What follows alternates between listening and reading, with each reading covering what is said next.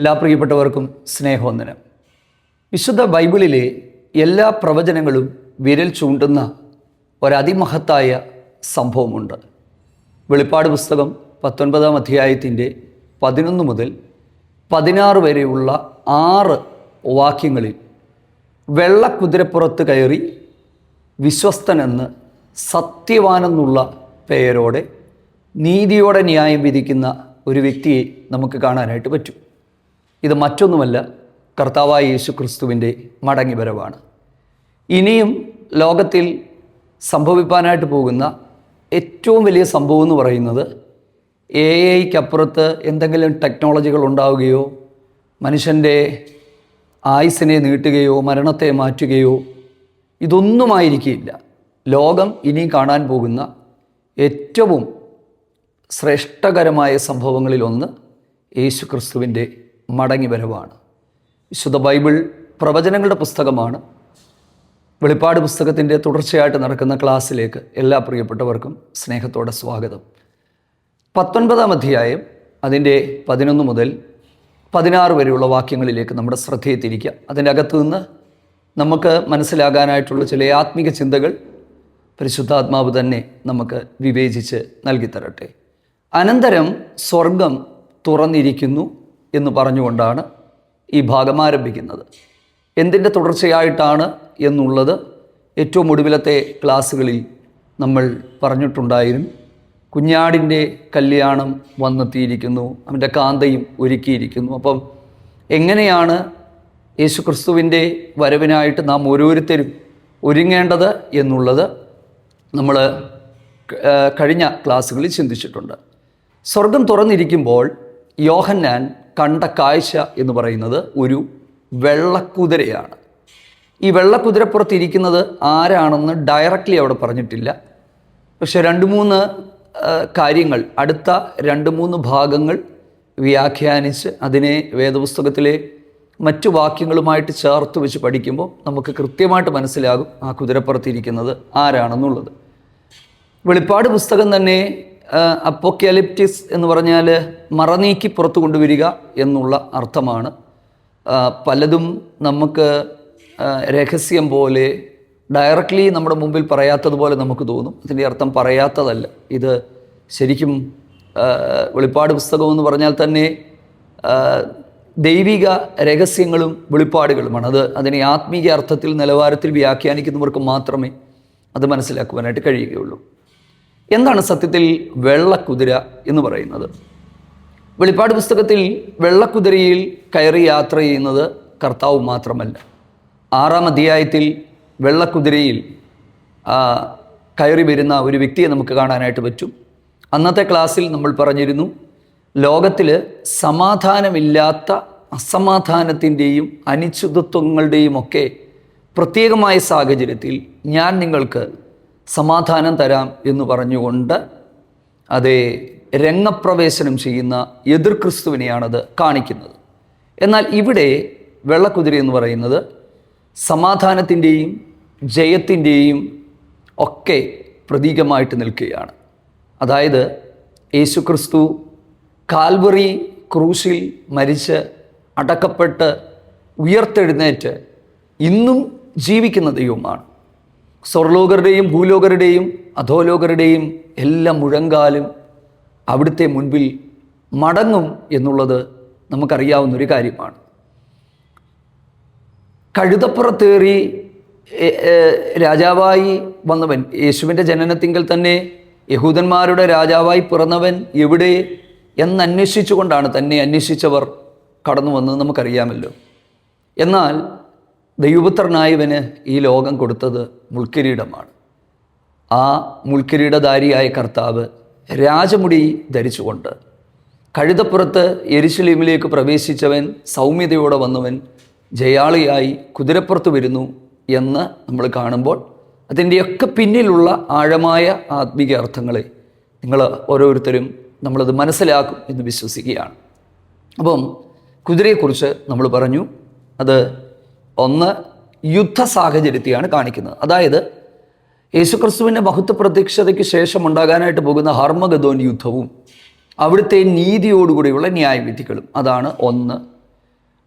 കുതിരയെ കാണിക്കുന്നത്. രണ്ടാമത്തേത് അത് ജയത്തെയാണ് കാണിക്കുന്നത്. അങ്ങനെ കുതിരയിൽ ഇരിക്കുന്നവന് പറയുന്ന പേര് വിശ്വസ്തനും സത്യവാനും എന്നുള്ളതാണ്. ഇന്ന് നമുക്കറിയാമല്ലോ, സമൂഹത്തിൽ വിശ്വസ്തത കുറഞ്ഞുകൊണ്ടിരിക്കുന്നു. കുടുംബജീവിതത്തിൽ അവിശ്വസ്തതകൾ വർദ്ധിക്കുകയാണ്. സാമ്പത്തിക മേഖലകളിൽ ഏത് സ്ഥലത്തേക്ക് പോയാലും നമുക്ക് വിശ്വസ്തന്മാരെ കണ്ടുകിട്ടുക വളരെ വിരളമാണ്. അന്ത്യകാലത്തിൻ്റെ ലക്ഷണങ്ങളിൽ ഒന്നു തന്നെയാണ് ഈ വർദ്ധിച്ചു വരുന്ന അവിശ്വസ്തത എന്ന് പറയുന്നത്. വിശ്വസ്തന്മാർ മനുഷ്യപുത്രന്മാരിൽ കുറഞ്ഞിരിക്കുന്നു എന്നൊക്കെ ദൈവഭക്തന്മാർ പറഞ്ഞിട്ടുണ്ടല്ലോ. എന്നാൽ കുതിരപ്പുറത്തിരിക്കുന്നവരെ കുറിച്ച് പറയുന്നത് വിശ്വസ്തനാണ്, സത്യനാണ്, സത്യവാനാണ്. എന്താണ് അതിൻ്റെ അർത്ഥം? അതായത് എൻ്റെ പ്രിയപ്പെട്ടവരെ, ലോകത്തിൽ ആര് വാക്ക് മാറിയാലും ദൈവം പറയുന്ന വാക്കുകൾക്ക് മാറ്റമില്ല. അവിടുന്ന് വിശ്വസ്തനായ ദൈവമാണ്. നിങ്ങളോടും എന്നോടുമൊക്കെ അവിടുന്ന് പറഞ്ഞിട്ടുള്ളതെല്ലാം തക്ക സമയത്ത് നിവർത്തിക്കുകയും ആര് കൈവിട്ടാലും നമ്മെ കൈവിടുകയും ചെയ്യത്തില്ല. ആ കർത്താവിനോട് മരണപര്യന്തം വിശ്വസ്തരായിരിക്കുക എന്നുള്ളതാണ് നമ്മുടെ ഉത്തരവാദിത്വം. രണ്ടാമത്തേത് സത്യവാൻ എന്നാണ്. അതായത് സത്യത്തിന് സാക്ഷി നിൽക്കുവാനായിട്ട് വന്നവൻ എന്നാണ് കർത്താവ് തന്നെ യേശു ക്രിസ്തു തൻ്റെ ഐഹിക ശുശ്രൂഷയിൽ തന്നെ തൻ്റെ കേൾവിക്കാരുടെ മുമ്പിൽ വെളിപ്പെടുത്തിയത്. അതായത് അസത്യം നിലനിന്നിരുന്നൊരു കാലത്ത് ദൈവവചനമാകുന്ന സത്യത്തെ ജനത്തിന് വെളിപ്പെടുത്തി കൊടുക്കുവാനും നിത്യതയിലേക്കുള്ള വഴി തുറന്നു കൊടുക്കുവാനും സത്യത്തിന് സാക്ഷി നിന്ന് വന്നവനാണ്. അതുകൊണ്ട് അവിടുത്തെ വാക്കുകൾ സത്യമാണ്, ദൈവത്തിൻ്റെ വചനം സത്യമാണ്, ഭോഷ്കല്ല, അത് മാറാത്തതാണ്. യഥാർത്ഥമായ ദൈവവചനത്തിൻ്റെ സത്യത്തെ ഒരു വ്യക്തി അറിയുമ്പോൾ അവന് സാക്ഷാൽ സ്വാതന്ത്ര്യം ലഭിക്കുന്നു. അതുകൊണ്ടാണ് സത്യം നിങ്ങളെ സ്വതന്ത്രരാക്കും എന്നൊക്കെ ദൈവത്തിൻ്റെ വചനത്തിൽ പറയുന്നു. അപ്പോൾ വിശ്വസ്തനാണ്, രണ്ട് സത്യവാനാണ്. അടുത്തത് അവിടുന്ന് നീതിയോടെ വിധിക്കുകയും പോരാടുകയും ചെയ്യുന്നു. 11-ാമത്തെ വാക്യമാണ്. അപ്പം വിശ്വസ്തത, സത്യം, നീതി, ഇത് മൂന്നും നമുക്കറിയാം എത്രത്തോളം പ്രാധാന്യമർഹിക്കുന്ന വസ്തുതകളാണ്. ഒരു സമൂഹം നന്നായി പോകണമെങ്കിൽ ഈ മൂന്ന് കാര്യങ്ങൾ വേണം. ഇന്നത്തെ നീതിന്യായ സംവിധാനങ്ങൾ കളങ്കമില്ലാത്തതാണോ എന്ന് പോലും നമുക്ക് പറയാൻ പറ്റില്ല. കാരണം നമ്മൾ പ്രതീക്ഷിക്കുന്ന നമ്മുടെ നീതിന്യായ പീഠങ്ങളിൽ നിന്ന് പോലും പല സമയങ്ങളിലും വിശ്വസ്തയോടെയല്ലാത്ത, നീതിപൂർവമല്ലാത്ത അവരുടെ വിധികൾ വരുമ്പോൾ നമ്മൾ തന്നെ പലപ്പോഴും ചോദിക്കാറുണ്ട്, ഇതെന്തിലേക്കാണ് ഈ പോകുന്നത്, അല്ലേ? എന്നാൽ അവിടുത്തെ വിധികൾ സത്യമുള്ളവയാണ്. അവിടുന്ന് വിശ്വസ്തനായ ദൈവമാണ്. 50-ാം സങ്കീർത്തനത്തിലും നീതിയുള്ള ന്യായാധിപതിയായി അല്ലെങ്കിൽ വിശ്വസ്തനായി അവിടുന്ന് ദൈവം വെളിപ്പെടുന്നുവെന്ന് നമ്മൾ കാണുന്നുണ്ട്. 3 കാര്യങ്ങൾ ഞാൻ പറഞ്ഞു. 1, അവിടുന്ന് സത്യവാനാണ്. 2, വിശ്വസ്തനാണ്. 3, അവിടുന്ന് നീതിയോടെ വിധിക്കുകയും പോരാടുകയും ചെയ്യുന്നു. മുഖപക്ഷം കൂടാതെ നീതിയോടുകൂടെ വിധിക്കുന്നവരാണ് നമ്മുടെ കർത്താവ്. അടുത്തത് 12-ാമത്തെ വാക്യത്തിലേക്ക് നമ്മൾ വരുമ്പം ശ്രദ്ധിച്ചു കേൾക്കുക. അവിടുത്തെ കണ്ണ് അഗ്നിജ്വാല. വെളിപ്പാട് പുസ്തകം 1-ാം അധ്യായത്തിലേക്ക് നമ്മൾ വരുമ്പോൾ സപ്തമഹിമ വിഭൂഷിതനായ ക്രിസ്തുവിനെ നമുക്ക് കാണാനായിട്ട് പറ്റുന്നുണ്ട്. അവിടെ അഗ്നിജ്വാലയ്ക്കൊത്ത കണ്ണുകൾ ഉള്ളവൻ എന്ന് പറഞ്ഞാൽ അതിൻ്റെ അർത്ഥം അവിടുത്തെ കണ്ണിന് മറഞ്ഞിരിക്കുന്ന യാതൊന്നുമില്ല. സകലതും ദൈവത്തിൻ്റെ കണ്ണിൻ്റെ മുമ്പിൽ നഗ്നവും മലർന്നവുമായി കിടക്കുന്നു എന്നൊക്കെ പറയുമ്പോൾ ഒരു കാര്യം മനസ്സിലാക്കുക, നമുക്കൊന്നും ദൈവം മുമ്പാകെ ഒളിച്ചു വെക്കുവാനോ മറച്ചു വെക്കുവാനോ കഴിയില്ല. ഇത് നമുക്ക് തരുന്ന ഒരു ധൈര്യം എന്ന് പറയുന്നത് നാം എത്രത്തോളം വിശ്വസ്തയോടെ നമ്മൾ ദൈവസന്നിധിയിൽ നമ്മൾ ദൈവത്തെ സേവിക്കണം എന്നുള്ള ഒരു വലിയ ഗൗരവമായ ചിന്തയാണ് അഗ്നിജ്വാലയ്ക്കൊത്ത കണ്ണുകളുള്ളത് എന്നുള്ള ആ ഒരു കാര്യം നമ്മളെ ഓർപ്പിക്കുന്നത്. ഓക്കെ, അത് മനസ്സിലായി എന്ന് വിശ്വസിക്കുന്നു. അടുത്തത് തലയിൽ അനേകം രാജമുടികൾ. കുറച്ചു മുമ്പ് ഞാൻ പറഞ്ഞു, ഐഹിക ജീവിതകാലത്ത് മുൾക്കിരീടമണിഞ്ഞ കർത്താവാണ്. അവിടുന്ന് രാജാവായിട്ടും ഈ ലോകം അവിടത്തേക്ക് നൽകി കൊടുത്തത് മുൾക്കിരീടമാണ്. എന്നാൽ ആ മുൾക്കിരീടമണിഞ്ഞ കർത്താവിനെ അനേക രാജമുടികൾ അണിഞ്ഞവനായി അതായത് യേശു ക്രിസ്തുവിൻ്റെ രാജത്വത്തെയാണ് ഇത് കാണിക്കുന്നത്. അപ്പം അവിടുന്ന് നീതിമാനാണ്, വിശ്വസ്തനാണ്, സത്യവാനാണ്, രാജാതിരാജാവായ കർത്താവാണ്. അവിടുത്തെ കണ്ണുകൾക്ക് മറഞ്ഞിരിക്കുന്ന ഒരു സൃഷ്ടിയുമില്ല. എഴുതിയിട്ടുള്ള ഒരു നാമം അവനുണ്ട്, അത് അവനല്ലാതെ ആർക്കും അറിഞ്ഞുകൂടാ. ദൈവത്തിൻ്റെ പേരിനെക്കുറിച്ച് പറയുമ്പോൾ, ദൈവത്തിൻ്റെ നാമത്തെക്കുറിച്ച് പറയുമ്പോൾ, ഞാൻ ഒരിക്കൽ കർത്താവിൻ്റെ വേലയോടുള്ള ബന്ധത്തിൽ കുറച്ചധികം ദൂരെയുള്ള ഒരു സ്ഥലത്ത് ഞാൻ പോയി. അവിടെ ഇങ്ങനെ ബൈബിളുകളും ട്രാക്റ്റുകളും ഒക്കെ കൊടുക്കുമ്പം ഒരാൾ എന്നെ വഴിയിൽ പിടിച്ചു നിർത്തിയിട്ട് സത്യത്തിൽ ഒരു കുടുക്കൻ ചോദ്യം ചോദിച്ചു, ദൈവത്തിൻ്റെ പേരെന്താ? ഇമ്മാനുവേൽ എന്ന് പറയുന്നു, യേശു ക്രിസ്തു എന്ന് പറയുന്നു, കർത്താവ് എന്ന് പറയുന്നു. സത്യത്തിൽ ദൈവത്തിൻ്റെ പേരെന്താ? പഴയ നിയമത്തിൽ ഒത്തിരി പേരുണ്ട്, ഏൽശദായി, പല പേരുണ്ട്. സത്യത്തിൽ ദൈവത്തിൻ്റെ പേരെന്താ? ഞാൻ അദ്ദേഹത്തോട് പറഞ്ഞു, ദൈവത്തിന് പേരില്ല. അങ്ങനെയൊരു മറുപടി അദ്ദേഹവും പ്രതീക്ഷിച്ച്. ഇപ്പം എന്നോട് ചോദിച്ചു, ദൈവത്തിന് പേരില്ല, എന്താ നിങ്ങൾ ഈ പറയുന്നത്? ഞാൻ പറഞ്ഞു, ദൈവത്തിന് പേരില്ല. ഞാൻ പറഞ്ഞു, സഹോദര അല്ലെങ്കിൽ അച്ചായന് ജനിച്ചു വീണ ഒരു സ്ഥലമുണ്ട്, ഒരു അഡ്രസ്സുണ്ട്, മാതാപിതാക്കളുണ്ട്, പ്രായമുണ്ട്. ദൈവത്തെ സംബന്ധിച്ചിടത്തോളം ഏതെങ്കിലും ഒരു സ്ഥലമോ ജനിച്ചു വീണ സ്ഥലമോ ഒന്നും വെച്ച് പറയാൻ പറ്റില്ല. അതുകൊണ്ടാണ് മോശ യഹോവയാം ദൈവത്തോട് ചോദിച്ചു, നിൻ്റെ പേരെന്താണ്? അപ്പോൾ പറഞ്ഞു, ഞാനാകുന്നവൻ ഞാനാകുന്നു, I am that I am, ഞാനാകുന്നു ഞാൻ, ഇത്രയേ ഉള്ളൂ. പിന്നെ ദൈവത്തിൻ്റെ വ്യത്യസ്തമായ പേരുകൾ ബൈബിളിൽ നമ്മൾ കാണുന്നത് നമുക്ക് മനസ്സിലാകാനായിട്ട് പറഞ്ഞതാണ്. ഇമ്മാനുവേൽ, ദൈവം നമ്മളോട് കൂടെ. അപ്പം ഇങ്ങനെയൊക്കെയുള്ള വാക്കുകൾ എന്നുള്ള ആ പേരിൻ്റെ ആത്മീയ അർത്ഥങ്ങളുണ്ട്. അത് നമുക്ക് മനസ്സിലാകാനായിട്ട് നൽകി തന്ന പേരുകളാണ്. അപ്പം ഇവിടെ എഴുതിയിട്ടുള്ള ഒരു നാമമുണ്ട്, അത് അവനല്ലാതെ ആർക്കും അറിയില്ല എന്ന് പറഞ്ഞാൽ, പ്രിയപ്പെട്ടവരെ, ഇന്ന് നമ്മളറിയാത്ത ഒരുപാട് രഹസ്യങ്ങൾ അന്ന് നിത്യതയിൽ കർത്താവ് നമുക്ക് വെളിപ്പെടുത്തി തരും. അതായത് ഇന്ന് നമ്മൾ ഭാഗികമായിട്ടാണ് കാണുന്നത്. ഈ ജീവിതം വിശ്വാസത്തിൻ്റെ ജീവിതമാണ്. എല്ലാ ചോദ്യങ്ങൾക്കും നമ്മുടെ മനസ്സിനെ സംതൃപ്തമാക്കുന്ന ഉത്തരങ്ങൾ ലഭിച്ചുവെന്ന് വരില്ല. എന്നാൽ നിത്യതയിൽ കർത്താവിനോടുള്ള വാസത്തിൻ്റെ സമയത്ത് നമ്മുടെ സകല സംശയങ്ങളും മാറ്റപ്പെട്ട് നമ്മളറിയാത്ത അനവധി കാര്യങ്ങൾ അന്ന് അവിടുന്ന് നമുക്ക് അറിയിച്ചു തരും. അതാണ് നമ്മൾ വായിച്ച് കേട്ടത്. അതെ, അവിടുത്തെ നാമത്തെ അറിയാത്ത ഒരു നാമമുണ്ട്, അത് നമുക്ക് അവിടുന്ന് വെളിപ്പെടുത്തി തരുമെന്നുള്ള പ്രത്യാശയോടെ ദൈവസന്നിധിയിൽ ആയിരിക്കാം.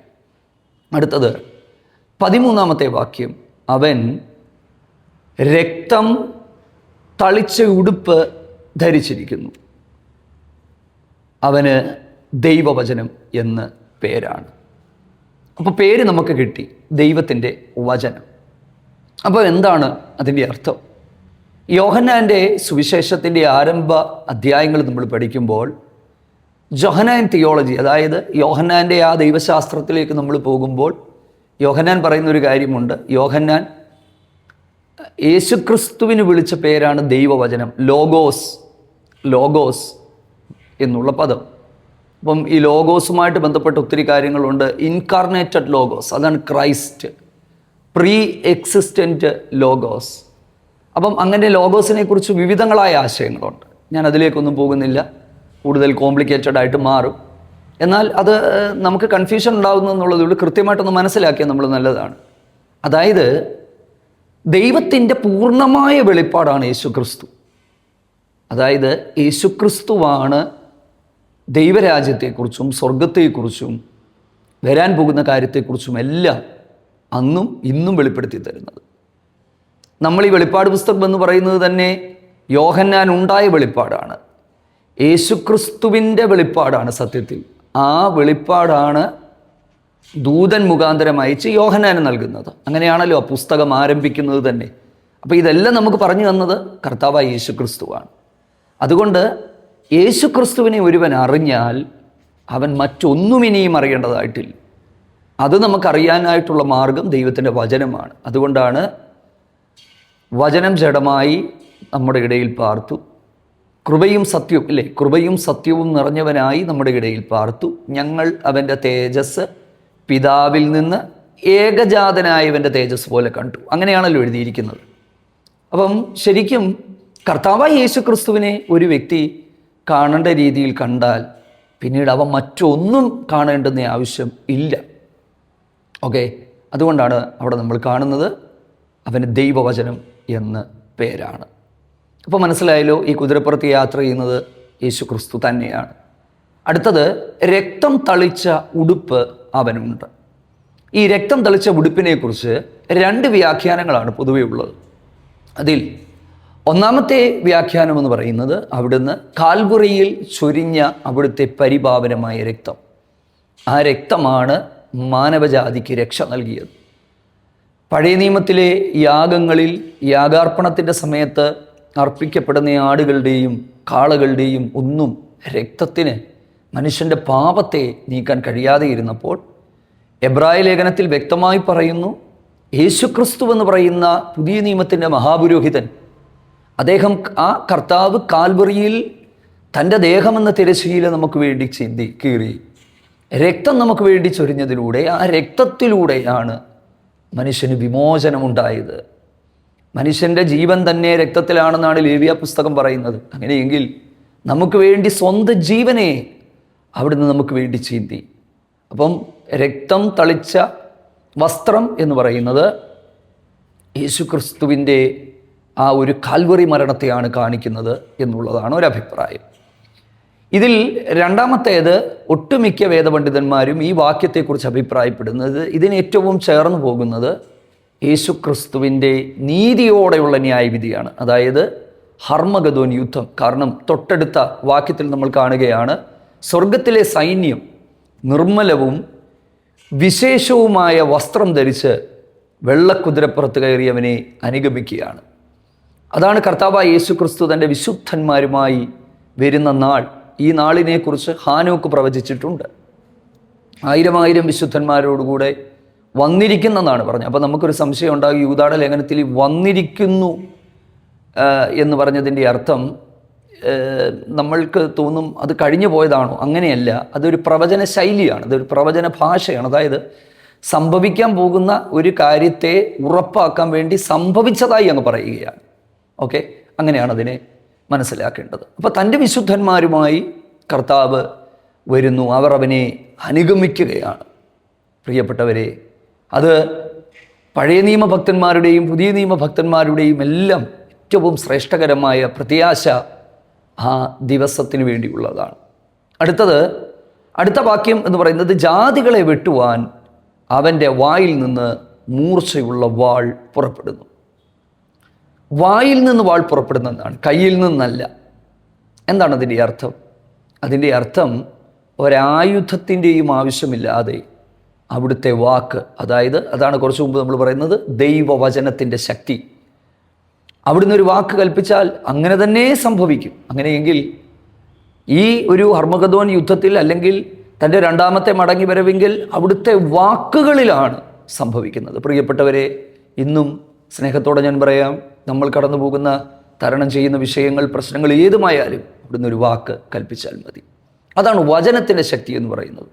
അവിടുത്തെ വായിൽ നിന്ന് പുറപ്പെടുന്ന വാക്കുകളാണ് വചനം. ആ വചനത്തെ എഴുതപ്പെട്ട രൂപത്തിൽ നമ്മുടെ കൈകളിലേക്ക് തന്നിരിക്കുമ്പോൾ അതും അവിടുത്തെ വാക്കുകൾ തന്നെയാണ്. അതിന് അത്രയ്ക്ക് ശക്തിയുണ്ട് എന്ന് നമ്മൾ മനസ്സിലാക്കുക. അടുത്തത്, ഇരുമ്പ് കോൽ കൊണ്ട് അവരെ മേയിക്കും. സങ്കീർത്തനം 2 പ്രവചന നിവൃത്തിയാണിത്. ഇരുമ്പ് കോൽ കൊണ്ട് മേയിക്കും, അതായത് തൻ്റെ അധികാരത്തെയാണ് അത് കാണിക്കുന്നത്. ഏറ്റവും ഒടുവിലത്തെ ഭാഗത്തിലേക്ക് നമ്മൾ വരുമ്പോൾ, സർവശക്തിയുള്ള ദൈവത്തിൻ്റെ കോപവും ക്രോധവുമായ മദ്യത്തിൻ്റെ ചക്ക് അവൻ മെതിക്കുന്നു. രാജാതിരാജാവും കർത്താവധി കർത്താവും എന്ന നാമം അവൻ്റെ ഉടുപ്പിന് മേലും തുടമേലും എഴുതിയിരിക്കുന്നു. നീ ജീവനുള്ള ദൈവത്തിൻ്റെ പുത്രനെങ്കിൽ ക്രൂശിൽ നിന്ന് ഇറങ്ങി വാ എന്ന് പരിഹാസം കേട്ട കർത്താവ്, തൻ്റെ ജനനത്തിങ്കൽ ഞാൻ പ്രാരംഭത്തിൽ പറഞ്ഞതുപോലെ നീ യഹൂദന്മാരുടെ രാജാവോ എന്ന് ചോദിച്ച ചോദ്യങ്ങൾക്കെല്ലാം ഉത്തരമായി രാജാതിരാജാവും കർത്താതി കർത്താവും എന്ന് എഴുതിയിരിക്കുന്ന കർത്താവ്, ആ കർത്താവിനെ കുറിച്ച് പറയുന്നത് ദൈവ ക്രോധത്തിൻ്റെ, അല്ലെങ്കിൽ കോപമായ ക്രോധത്തിൻ്റെ മദ്യത്തിൻ്റെ ചക്ക് അവിടുന്ന് മെതിക്കുന്നു എന്ന് പറഞ്ഞാൽ, സെക്കരിയ പ്രവാചകൻ്റെ പുസ്തകത്തിലൊക്കെ നമ്മൾ കാണുന്ന ഹർമഗദോൻ യുദ്ധവുമായിട്ട് ചേർത്ത് വെച്ച് നമുക്കത് പഠിക്കേണ്ടതായിട്ടുണ്ട്. അത് നമുക്ക് അടുത്ത ക്ലാസ്സുകളിലേക്ക് നമുക്ക് പോകാം. എനിക്കൊന്ന് ഇതിനു മുമ്പ് 1-2 വീഡിയോകൾ അങ്ങനെ ചെയ്തിട്ടുണ്ടായിരുന്നു. അപ്പം യേശുക്രിസ്തുവിൻ്റെ ഗുണവിശേഷങ്ങൾ വളരെ പെട്ടെന്ന് ഈ പറഞ്ഞ വാക്യങ്ങളിൽ നിന്ന് ഞാൻ മുമ്പോട്ട് പറയുകയാണ്. നീതിയുണ്ട്, ന്യായത്തോടെ വിധിക്കുന്നവൻ, സത്യവാൻ, അഗ്നിജ്വാലയ്ക്കൊത്ത കണ്ണുകളുള്ളവൻ, രാജമുടി ധരിച്ച രാജാതിരാജാവ്, ഇരുമ്പുകോൽ കൊണ്ട് മേയിക്കുന്ന ദൈവം, ശയാളിയായ കർത്താവ്, ഇതെല്ലാം നമ്മുടെ കർത്താവിൻ്റെ വിശേഷണങ്ങളാണ്. പ്രിയപ്പെട്ടവരെ, ആ ദിവസം ഏറ്റവും അടുക്കൽ വാതുക്കലാണ് എന്നുള്ള പ്രത്യാശയോടെ, ധൈര്യത്തോടെ ആ വരവിനു വേണ്ടി നമുക്ക് ഒരുങ്ങാം. കർത്താവ് നിങ്ങളെല്ലാവരെയും ധാരാളമായിട്ട് സഹായിക്കട്ടെ.